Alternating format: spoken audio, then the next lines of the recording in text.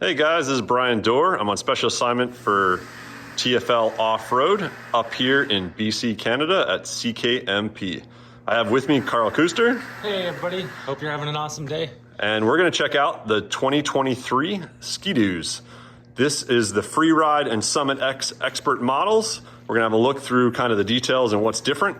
We also have a 2022 Summit X Expert as well to compare to the latest greatest.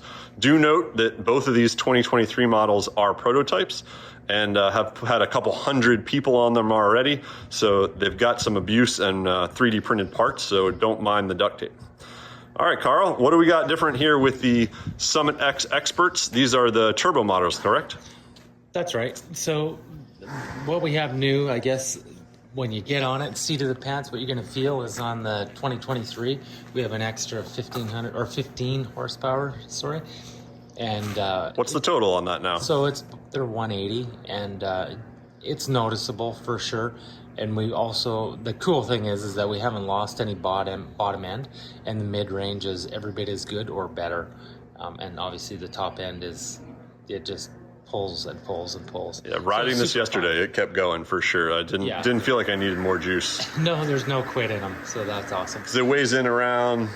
Yeah, you know, full of gas, oil, spare belt, like ready to go with the tools in them and everything. They're like 570 somewhere in there. Right on. So just slightly more than like my adventure bike. Right yeah, on. That's for a 175. Shorter models are slightly lighter, but yep. And that's with the big screen, a spare battery in it. Like that's as loaded up as you can get. So on from there, really what you're looking at here is on the 23, we have the same ski stance as they did on the Summit Expert or X Expert last year. But what's different is in the rear suspension, the rear arm in the 22 is what we call T-motion, whereas in the 23 it does not have T-motion this year. So that is a little bit different flavor of riding. So that is a more planted feel. Also a non-flex edge track on the 23. So you'll see the bars come right to the edge of the track. So right here, exactly. So the track is stiff all the way along, and it really bites into the hill like in hard surfaces, digs in really good. So when you get down through the soft snow and it's digging, slow vehicle speed, very steep, and it's digging to the old hard layers of snow in certain conditions, it definitely hooks up good. Nice. So, and whereas the other one, the model year 22 in the Expert, still had a behind joint pivot here and flex edge track. So the track actually flexes on the edge, which is kind of like running low tire pressure in an off-road vehicle where it gets good traction. So if you swing over to the Freeride, we still have a flex edge track. You can see by the short rod here, and the T-motion still in there. And this one also has a 36-inch stance as well. So a little wider front end is what you mean by the stance. Yeah, exactly. And actually this is a pretty good profile. So when you look down the profile of the Summit, you can see the ski and the spindle stick out past the body panel, whereas when you come over to the 22, you'll see that the ski and spindle is actually tucked inside that panel. So when you're on edge in the steep terrain with the new snowmobile, what happens is the ski is always cutting the edge of the snow, so you have control. So you can ride this in far steeper terrain, so which is really pretty cool. And for the 36-inch, it's even more so because you can see the whole ski. You could just have to tilt it that much steeper to get the panel to touch. Nice. So really cool. And people, the thing that everybody's going to ask is what's better, T-motion or non-T-motion? That's like the Ford or Chevy debate. Now the cool thing is we have both, and it's not which one's better. That's not the question or the frame of mind. It really is which one suits you best. Cool. That sounds awesome. I know I rode both these sleds yesterday and they're really impressive. Definitely have a little bit different feel to them, but as a Stark beginner, not a huge difference in the terrain we were in yesterday, but I know the steeper it gets and the deeper it gets, the more that changes it up. So let's have a look at the differences in the front end. So this is a 2023, this gray and bright yellow machine. And then this machine here is very similar, but last year's. So you look at the front end, there's huge differences. Right away, you look at the headlights and the shape of it. Is way, way different. And then obviously you got this storage. Yeah, we have storage in this here, which is nice to get back to that. So we got a 12-volt plug here, USB here. It's actually heated phone. Heated phone case. Very nice. Exactly. And you can charge it while you're going. Yeah, exactly. The other thing, people, this is an option, is a 10.25-inch screen. It's got tons of different display options. It's got some really cool apps in it. I mean, it would take us a whole nother segment just to go through everything that this does. But it's cool segment to the snowmobiling part of it. And then you said something about the brakes this year is different. Yeah, so new ones? What it is we have an adjustable brake lever. So, you know, people's hand come in all different dimensions. So this adjusts closer or further away from the handlebar. Oh, nice. So that's not adjustable here on the 2022. Perfect. Okay. Really cool feature actually is the side panel on this. So it opens up like this, easy access for the oil.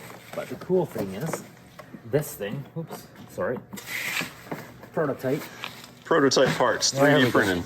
Yeah, well, and they've had plenty of massaging from all the folks that have got to ride these things. Yep.